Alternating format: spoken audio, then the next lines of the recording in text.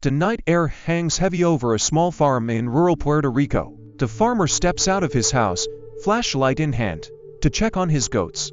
As the beam cuts through the darkness, he freezes. There, in the corner of the pen, lies one of his best animals, completely lifeless, with 3 strange puncture wounds on its neck. No blood remains in the carcass. This wasn't the work of any ordinary predator.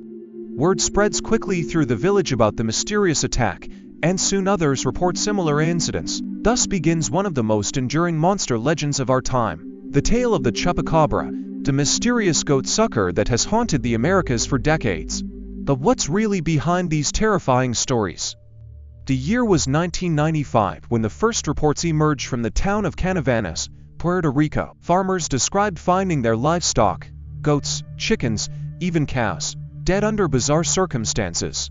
The animals showed no signs of struggle, no torn flesh as you'd expect from a wild dog or other predator.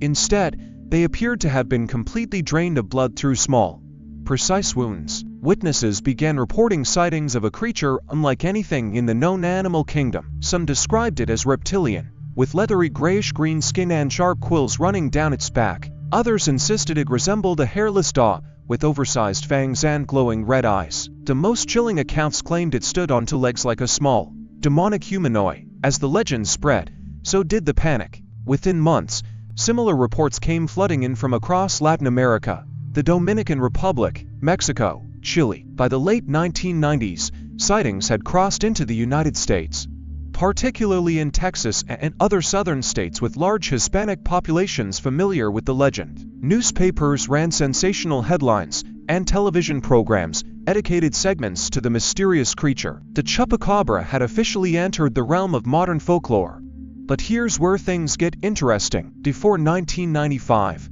there was no record of anything called a Chupacabra. No folk tales, no historical accounts, nothing.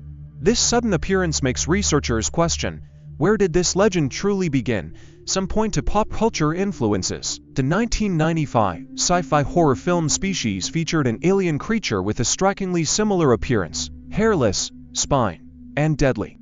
Could a Hollywood monster have inspired real-life sightings? Others suggest the legend grew from existing Latin American folk beliefs about supernatural creatures that attack livestock. When scientists began examining supposed Chupacabra cases, they found logical explanations for most of them. Many of the monstrous creatures turned out to be coyotes or dogs suffering from severe mange, a painful skin disease caused by mites that causes hair loss, thickened skin, and a gaunt, almost skeletal appearance.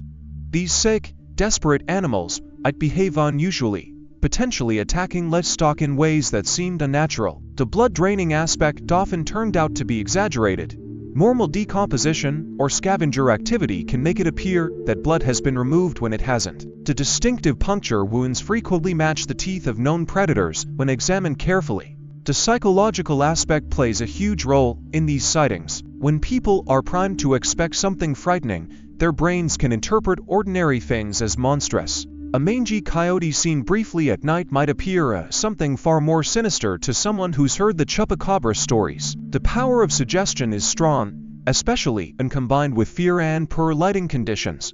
This explains why descriptions vary so widely, from reptilian to canine to something completely alien. Several high-profile cases have been thoroughly debunked. In 2007, a Texas rancher made headlines when he claimed to have found a strange, hairless creature with blue-gray skin and prominent fangs. Photos spread rapidly across the internet, but DNA testing revealed it to be a coyote with an extreme case of mange. Another famous case in Nicaragua turned out to be a hairless raccoon. Even more bizarre was a Chupacabra captured in Russia that was later identified as a malformed hedgehog. These cases demonstrate how easily unusual-looking but ordinary animals can be mistaken for something supernatural.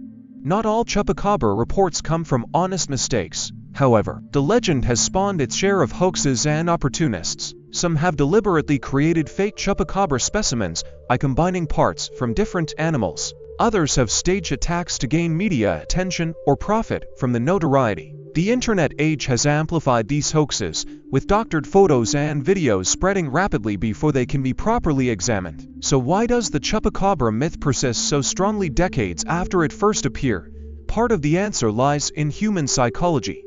We are wired to pay attention to potential threats, and stories about dangerous creatures trigger that instinct powerfully. In rural communities, where livestock represents livelihood, the idea of an unknown predator is both terrifying and strangely comforting. It's easier to blame a monster than accept that ordinary diseases or predators could wipe out valuable animals. The Chupacabra also taps into deeper cultural fears about the unknown and the unnatural. There's another reason the legend endures. It's simply a good story. The Chupacabra has become a cultural icon, appearing in television shows, video games, and even as a mascot for sports teams. It represents the thrill of the unknown, the possibility that there are still mysteries in our modern, scientifically explained world. People enjoy the idea that something strange might be lurking just out of sight, even if they don't truly believe it. Hey there, if you're enjoying this video and appreciate the effort behind it, don't forget to like this video. It really helps the channel grow, and if you haven't already, hit that subscribe button and turn on the notifications so you never miss an update. Oh, and one more thing, share this video with your friends. Spread the love and support. Alright, now let's get back to the video. Let me know if you want any tweaks.